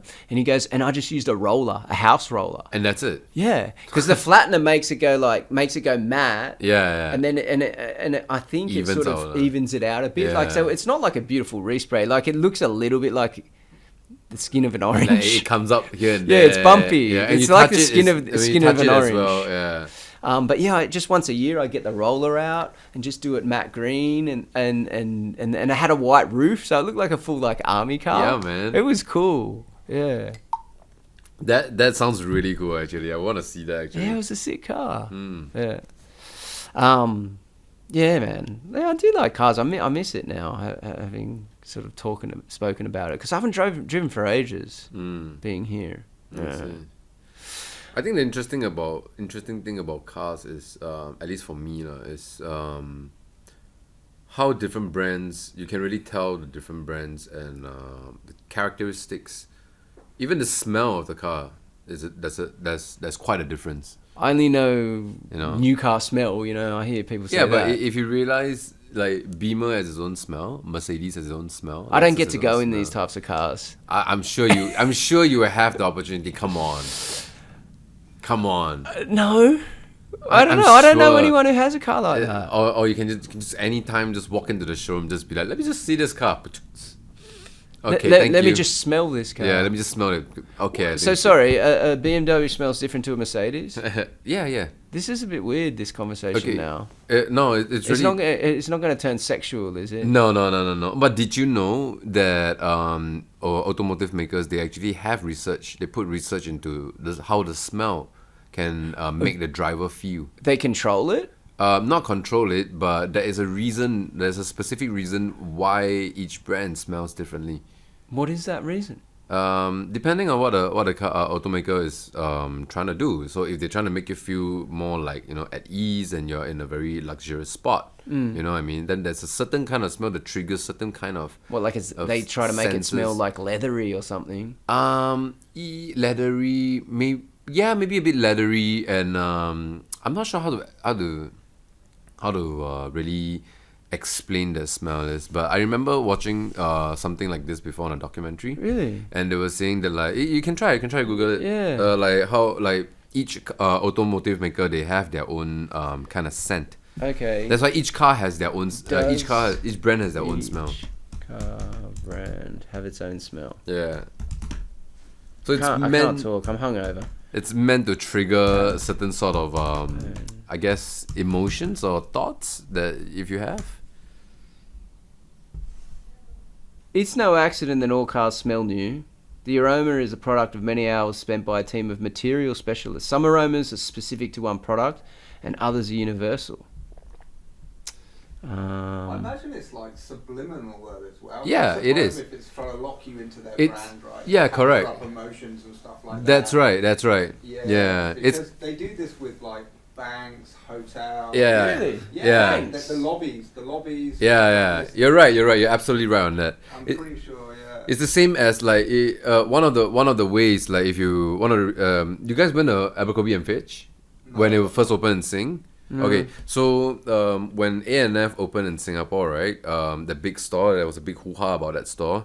When you walk in, you don't have to walk in, you just fucking stand outside of the freaking building, you smell the perfume. It's so damn strong, it's so dank, Right. So I personally believe the reason why they do that is to get you to get used to that kind of smell. Maybe you might, if you like it, I mean, then you might get that fragrance as well. Maybe. And it has this kind of, like, because A&F, what they're trying to do is a brand that trying to promote like sex as a symbol to a certain extent, like sexy figures and stuff like that. That's what they're trying to do, right? Right. So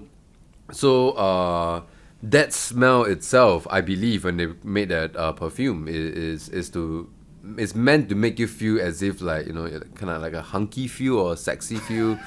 You You get said what I this mean? wasn't going to turn sexual. No, but this is not sexual. This is something that is this knowledge actually. Right, okay. Yeah. So, but for real though, for real, when it comes to smell, it's something that a lot of people don't realize it, but smell plays a big part. It's okay. So I've in your mind. stumbled upon an article, and basically, Did they explain? they've gone to the Nissan Technical Centre Europe, and upon arrival, they were introduced to Peter Eastland, who is a odor evaluation lead engineer.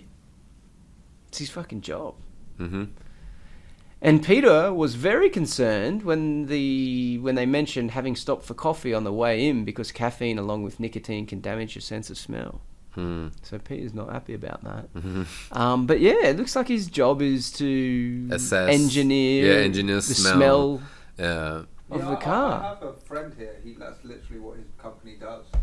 Really? Yeah, they do it, and they'll do it. Say like a bank or a hotel. I believe he's done it for. They all want to do it to all of their say their brochures, Yeah. their pamphlets and stuff like that. Yeah. So Even lobby. yeah, How the lobby lobbies, smells. and they'll make it uniform across all of their branches. Yeah. But is it sort of being like just puffed out into the, you know, when you go in a lift or something, Yeah.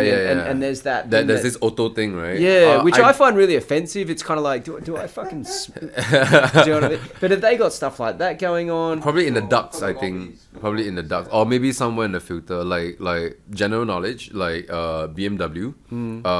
Some of the models, right? No, actually not some. A lot of the models actually. There is actually like a catch of a little perfume that is right beside the air filter at the glove cabinet. So you can the glove compartment. So you can just open up, change scent. Right. You get what I mean? So like, I guess So you can buy different scents. yeah, you can actually do that. But You can isn't actually that order just, it. you're talking about the car freshener thing? No, but this one is because this is inbuilt. Car freshener is external, so you talk about okay, like, so this is factory part built. of the car when you bought it. Yeah. So here's the thing. Subliminal messaging is something that, you know, like especially with brands, Yeah. right? Most of the time, consumers might not really get that. You know, it really has to have like, you really have to like, I guess, Be process aware of it. Yeah, be aware. You know, be very mindful about things like why, or even question. You know, like why does it smell like that? Because how I found this out, because I question because I as a car dealer, right, I go into different cars. So when I go into Beamer, I smell this Beamer smell, and which year was it? It has also have a different kind of smell, you know. So I got very wine or something. so I got very confused. I was like, why is it this car always smells like this? You know, like there's a standard C class, like a 2010 C class, C180. It always smells like this when I go in the car, you know. And then a 2014 3 Series, it always smells like this when I go in the car. I was like, but why? But even if you see that every one of them, they use different kind of air freshener, you know, to spice up the car. In the end, when you take it out, you know, you take out the air freshener, leave it there. 2 days later, you go back, you smell. Hey, it goes back to that smell. You get what I mean? So it makes me really wonder, like, why is that the case? So I went to do some research, and then I chanced upon this video, and it was talking about, like, you know, how our different sensories can actually activate certain kind of like thoughts or reaction Yeah. in our brains, Yeah. right, to trigger us to do certain things or react a certain way or feel a certain way. Yeah, so that's how I got to know about how different cars smell. Yeah. So it's not sexual, bro. It's knowledge actually. Yeah, right. Yeah, it's pretty cool, right? When after you realize it, right, then you're like, what the fuck? Like, I have never thought of that before, you know? Yeah, I never knew. I just, you always hear that term, that new car smell, but I didn't know that it was individual, like signature scent even. Yeah. So Yeah, right. Lexus have their own, Beamer has their own, Mercedes definitely have their own. All brands have their own kind of From smell. what you've noticed, From sort what I of thing. noticed, yeah, because I go as a car dealer. I go into a lot of cars, a lot of different cars. I drive around. Yeah. Then there's a lot of times there are multiple models that are the same. Yeah. So that's why, you know, for me, that's how I realized that it smells makes a difference. Yeah. It really does actually. Yeah. I would love to kind of be fly on the wall with them making up these perfumes, right? Because Yeah. What goes into it? well, no, but Like, why this smell? To Evan's point, right? It's a predisposition, right, to open you up emotionally in some way. Yes. Oh, yeah. And ultimately that is to lock you into their brand. Yes. So that when you get into another car, you're not going to have this same emotional feeling, and thus do not have the same connection to that car. That's my thinking. Yeah. Meaning I bought But car that's A, that can it gel has though. this smell, and while I had car A, you know, I saw some really cool things, I went on some nice trips, and then subliminally it's in my mind to be associated with the smell of that. Yeah, exactly. As long as I didn't get in a terrifying accident, Yeah. then it would work the other way. And then when I go to buy it again and I get into another car, it just doesn't have that same feel. I get into the newer model of my car A and I feel nostalgic. And Yeah. Yeah, well, it's also, I would imagine the science is to lull you into a certain emotional state, Yes. subconsciously, Yeah. so that when you are either going to buy another car, you don't get that. You're not have an putting your affinity. brain- yeah, so it's kind of the same with like he was talking about Abercrombie and Finch, right? I imagine that. So when you walk in their store, you buy shit you don't want or didn't need, right? So Yeah. I imagine it's the same thing with the cars, but it's this longer play. Or Are something. you even buying a car? Sorry. Are you even buying a car? Yeah. That's the thing though. Are you buying the scent Yeah. and the car comes with it? I mean the scent It could itself. be. The scent itself. Well, I guess it depends on individual because like for some people maybe they are really attracted to the scent, but just that they did not know. You get what I Right. mean? Because it's so deep in there, it requires a lot of process within yourself, right? To actually dig deep into that to understand that part. But because at first I was actually a bit skeptical about this though. But then it reminded me about something which is, you see, scent like lavender and stuff like that. It is very true, and lemongrass and things like that. When you smell it, you really feel a sense of calmness. Yeah, you yeah, know? yeah. When Certain you- things make you feel a yeah, certain way, right? When you Like- go into a spa, you know what I mean? You go into a proper spa, when you go in and they have like lemongrass here and there and stuff like that, rose or whatsoever, and when you smell a kind of smell, flowery smell, you just tend to feel more relaxed. You know what I mean? Yeah. So the more I think about that, the more I'm like, I've never thought of that before, you know. And now that it actually, like, when this surfaced and came to my mind, right, it kind of fucked me up, you know. It's kind of like, so same question, you know, am I buying a car? Or am I fucking buying the smell? You know Well, what they I had mean? this thing in the UK. I remember Marks and Spencers was pumping out the smell of like freshly baked bread Okay. in their stores. Wow, okay. And you know, because it sort of made people feel nice and Yeah. make people feel hungry Yeah. and maybe buy some food and I stuff would like love that. that though, to be honest. Well, but I think there was at one point, I can't remember, but there might have been like, I think people started to pick up on it. It's because like, the smell of freshly baked bread comes from baking bread, not Yeah. from like bread in the packet sort of thing. Yeah. So like I think some stores where they were baking the bread, but then others where they weren't, and people could smell bread, and people were like, oh, what's this? This isn't right, or something like that. yeah. And they felt, you know, tricked a bit. Cheated. Yeah. They're like, yeah. the fuck? Well, it's just a kind of increased sales tactic, right? Yeah. I guess. Yeah. I mean, brands come up with for me, I like to analyze how businesses, I guess, how they progress, and what kind of things that people have actually thought of doing to expand the business or to even come up with new ways of doing businesses. You get what I mean? So I guess this scent thing is actually one of the ways when someday someone in a big company or just something and just suddenly be like, I actually think smell makes a difference. Now let's research into that. It definitely makes a difference. Yeah. There's things like that where because it's our senses, right? Like and our senses are strong to us. How we feel. My friend, his dad used to work in sort of like a large food company, and he used to work in ice creams and stuff like that. And there's this ice cream in Australia called Paddle Pop. You guys have it here, right? Dude, I love Paddle Pop, bro. From Walls. Yeah. Yeah. In Australia, it's called Streets, right? That's the best. And the character is this lion or whatever. Yeah. His dad was like involved when, you know, in the early days when they were developing different flavors. So I think they originally had like, you know, like chocolate and Right. and vanilla sort of Right. thing, and they were going to make banana. So they mixed it all up. They had the banana flavor, and they started doing taste tests, and people were like, oh, it doesn't taste like banana, because they were doing sort of blind taste tests. Right. So then when they sort of went back and looked at it, it's like, but this is a banana flavoring, and we think it's banana. And someone said, we put a little bit of yellow food coloring in it.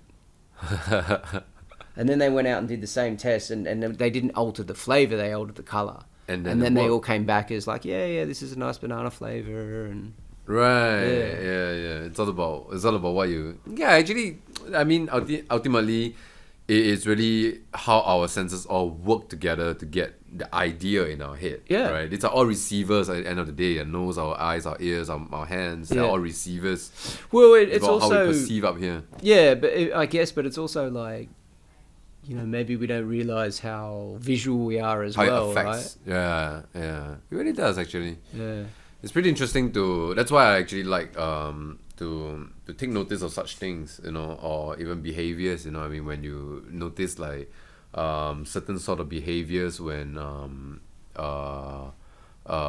be it animals or be it human beings, you'll be able to catch a kind of cue, like why people say certain things, react certain way, or do certain things and stuff like that. You know what I mean? Well, I know you like animals, right? Yeah. Like you have some. Yeah. Like you, but you sort of I understand what you're saying. Like you pick up on behaviors and you start to communicate them. Yeah. Communicate with them in different means. Yeah. You'd be able to. One of the things is because well, first, dogs and cats and animals, essentially, they're fucking cute. I think animals are amazing. I love my dogs and I love my cats. I love my animals. Just make sure you're actually. talking into the mic. Hey, sorry.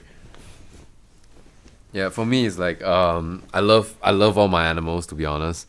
And one of the things that I realize is that you'll be able to catch. I think anything that has a mind, right? Because minds itself is very complex. Human minds is even way more complex. But you'll be able to catch like cues and certain sort of understanding, or why little tiny movements here and there, or like glitches and stuff like that, to understand like why this person said this, or why this animal did this or reacted this way and stuff like that. So that's why sometimes some people, there are some dog owners, when you see them, before their dog can even launch forward to like an animal or something, right? They are already prepared already, because they can tell that, I think my dog is like, I can sense that my dog is looking at somewhere with a different kind of intent, right? Yep. So then they'll just get ready and just like get ready, and once the dog was even gonna lunge, like just like that a little bit only, right, and then just pull back. That kind of thing. Yes. So it's catching this kind of cues, catching this kind of behavioral cues, essentially. I do find it interesting. I have interest in that. So yeah, I guess that's why also animals. Have you seen Caesar Milan? Yeah, the dog whisperer dude. Yeah. Like so, I had a dog. But same thing though. Same thing. You see, if you notice what he's doing, he's just like testing out to see how far, or how severe the problem is. Yeah, how dominant the dog is, yeah, and what level he needs to be to assert his dominance over. Yeah, because it's all pack mentality when it comes to dogs, right? Yeah, exactly. I had a puppy and it was a little bit naughty. And then someone said, you've got to get that Caesar Milan book and you've got to read it. And if you do everything it says, you'll have like a very beaten dog. No. Well, I did it, right? So this dog, it was a puppy. Do you know what I mean? And it wouldn't come when you called it and stuff like that. And so I started doing, it bite things it shouldn't. So I started reading the book and started doing it, right? And one of the main things was like, you're imitating the animal behavior to a certain extent. Was like, when you see like a mother dog discipline a puppy, it puts its mouth on its neck and sort of pins it and holds it down. Yeah. So it was teaching you to do that. Do you know what I mean? And maybe for like 30, 40 seconds. And the puppy's going like that, and you feel really bad, but you just got to do it. Yeah. So you sort of do that, but before you do it, you sort of make a noise. So you go and then do it. Yeah, it's kind of like a cue. Yeah. So they understand that this cue is like, oh shit, I did something wrong because I'm getting this. Exactly. But then the dogs start to learn. Yeah. And all you need to go is. Yeah. Do you know what I mean? You don't have to get the claw out. Yeah, they Do you just know what I hear mean? that and they say, "Oh shit, that's a Yeah, claw." so this turned into like a dog that was like, you know, just a mischievous puppy that like, you know, after like 2 or 3 months, like I could walk it in the street, no lead. Yeah, Do you know yeah, what I mean? yeah, And you know, if it did sort of see something else that was going to like run to you, just go, and then it just the callback sort of is fall into line, you know. yeah, they will understand the callback and stuff like that. But yeah. it didn't like lose its personality either, so it was kind of good. Yeah, but it's kind of behavioral management is essentially is like because we humans we're not smarter than dogs, of course, but it's just like a different kind of level of intelligence, right? A different type of intelligence. Different type of intelligence. We can't say that. I personally wouldn't say that we are like smarter in a sense in this sense, because it's not, you gotta compare apple to apple. You can't compare like, you know, apple and orange. It doesn't make sense. Well, but a dog might be like, humans are fucking dumb. You can't even smell. Yeah, you can't yeah, smell the cat yeah, around the exactly, corner. What the exactly. fuck why aren't Like, you excited? Why the fuck? The guy is 500 meters away. Can't you hear him? Yeah, you know, what's that kind wrong of thing. with you? Yeah. So it's different level of intelligence. That's good. You understand that? Where I'm looking at dog like going, how the fuck did you? Why don't you have a mobile phone? Like, you're fucking stupid. Yeah. So like with that itself, right?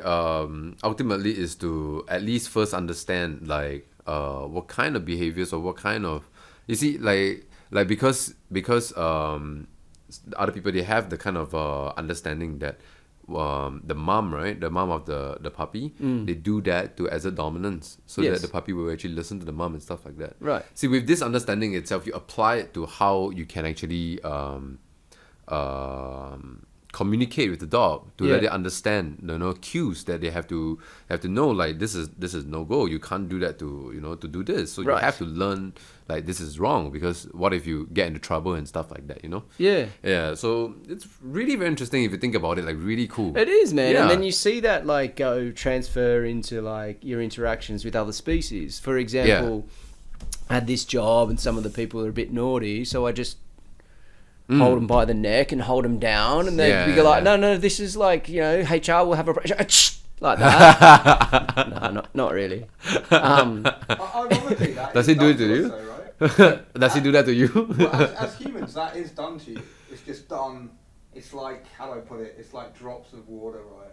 From the day you're born. Right. It's disciplining. Right, Right? Well, yeah. it's conditioning, right? Yeah, conditioning, Yeah. I would say. So people, you're conditioned through your education system. You're conditioned by your government, and it's just this Your surroundings. This slow, by your Yep. surroundings, and it's just this slow process to make you Yeah.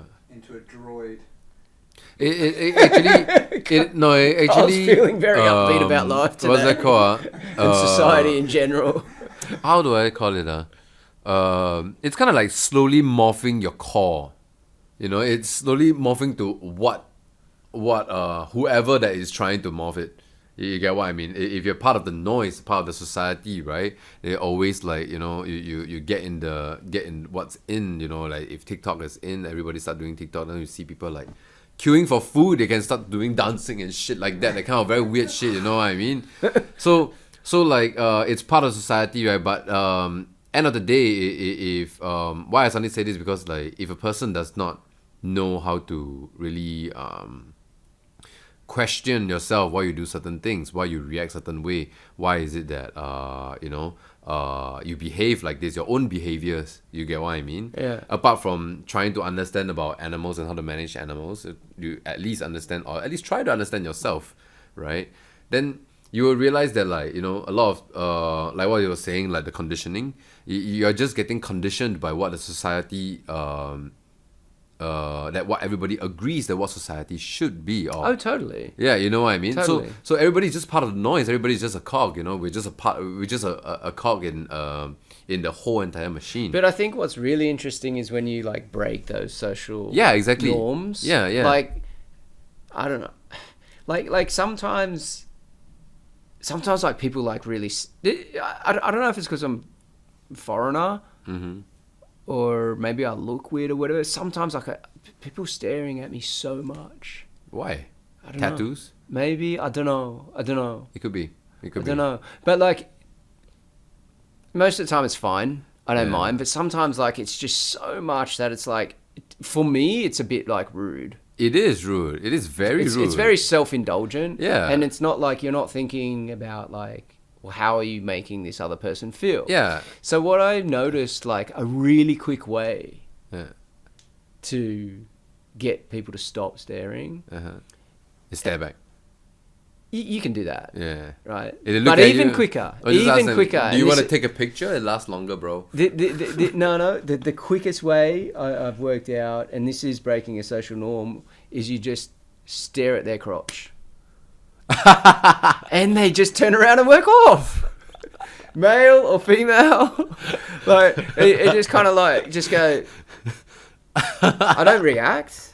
I don't look like as if like I'm enjoying anything or anything. I just Right. do Right. that, and people just walk off. I'm not gonna But lie it's though. like- If Try it out. It's Yeah, an man. interesting social experiment. Another social But experiment. it's hilarious that if I'm staring at another guy's dick, I just be like, Yeah, but if you don't want that person near you, it's a very quick, That's true. non-confronting way actually, that's to true. get your own space. Yeah, that makes sense though. Actually, yeah, And yeah, that does make sense actually. so another That is social, out of the norm. Another social convention that I've been breaking lately is not lately.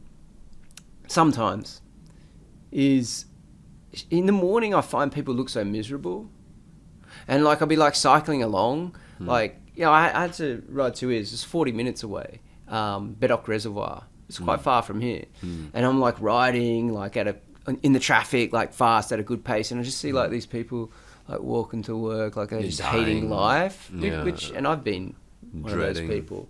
Yeah. And I don't know why I sort of get bored riding, like it's sort of playing in the traffic a bit, trying to stay alive or whatever. Yeah. But sometimes like a song gets in your head, so then like I start to like as I'm riding along like just like singing it in my head, and then sometimes like the singing comes out of my mouth, and I'm riding past a sad person and I just like sing to them a bit, and they're kind of like look at you weird, but I'm hoping that I'm brightening up their day. I hope that I'm giving them a Yeah. little gift of song. Yeah. But it's definitely breaking a social norm. Yeah. Well, It's interesting to see how people react, though. Maybe- Some people kind of like wave. Some people kind of like look at you like like, you're weird. what's this? Who's this weird angmo? Yeah. Who's this weird Caucasian fucking waving and singing to me? But it's no, I never wave. Oh. They sometimes wave back. I just give the gift of Like song. a nut or song. Yeah. Yeah. Yeah. Yeah, It's interesting actually, to see people's reactions. I do like to see such things though. Sometimes when people stare at me, I would just straight away ask them like, do you want to take a picture? Like I would just straight away like, just what are you staring at? You know what I mean? Then like, let's just take a picture. It will last longer, man. You know what I mean? That's the easiest. You know what I mean? Apart from that, I think you need to try different maybe tactics. I might, but staring at the groin one, I'm not too sure if I really want to look at another guy's groin, but Well, We'll see, just we'll see. Try something else. yeah, I'm gonna try something else. Try making a noise. Yeah. Yeah. Yeah, just do that. Or like sometimes if people staring at me, I'll go like this. And they look away. Oh no, you just start waving at Also, where I go to the shop. Okay, this is weird. I have to tell this story. How long have we got until? It's 1:45. 1:45 already. What time do I have to leave? Gotta be soon. Oh, very soon. Okay, it's I'll tell this story. Okay. I'll tell it fairly quick. Yeah. Where I go shopping, Uh-huh. there's a lot of like dudes out the front like drinking, and some people that have like mental issues. So there's this one dude like he'll sometimes walk into the supermarket and start screaming at people and stuff like that, and not many white people go there, so I think it's unusual for him. And this dude like sometimes he like sort of like this at me, and I can't understand him and stuff like that, and I just kind of like keep walking or whatever, and he'd follow me a fair bit. Now I act like I'm deaf. Like he starts going at me, and I just go like that, and he's like, oh okay, and just leaves me be. So I found a different way to communicate with him, right? Oh wow, okay. But then the other day I went in the shops, Uh-huh. right? Walked in, and I feel like I'm being watched. And so just walk around, still feel like I'm being watched. And then I sort of noticed this dude, and he's kind of like looking at the packet of something, and he's like sort of doing this towards my direction. So okay, and I look at him, and You know, you can tell by sometimes by someone's feet if they've might be a bit homeless. Oh, you yeah, know okay, I get what you you know, mean. like the feet, sometimes they're Okay, a bit swollen. I get or- what you mean, I get what you Yeah, mean. yeah, like weathered, right? You've been outside. Yeah. He kind of looked like that sort of thing, right? So then I walk off and keep aware of him. And then when I turn my back, I kind of like look in the reflection of some glass, and he's like talking to the shelf. Oh, okay. Having like a really animated conversation with the Right. shelf. It's like, okay, you know, that dude's got some, you know, like mental disorder. illness. Yeah. So it's like, that's cool. And then I notice he's near me again. What? And he's basically following me in the shops. Uh-huh. Now, no one else in the shops knows that this dude's following me. Uh-huh. Other people may have clocked that he's like talking to the shelf, Right. but he's like specifically following me. Yeah. So like I walk like away, and then he follows me. So then I walked directly past him, and then he started to follow me. I walked around a corner, stopped, turned around, and just stood there. And he walked around and saw me, and he was like, and walked on. So okay, that should be enough. And then, Still following. oh shit. And then I was starting to think, fuck, like he's holding a bottle of something, like a drink, a plastic bottle. Okay. But then I'm starting to think like, fuck, there's glass bottles there, there's this, there's that. Like, is this dude like? You don't know. He's trying to date you, man. No, like, but it felt sinister. It felt sinister. Right. Do you know what I mean? So I was Yeah. just like, fuck, Like, what the fuck are you trying to do with that? I'm just trying to get my shop in and stuff like that. So it's like, okay.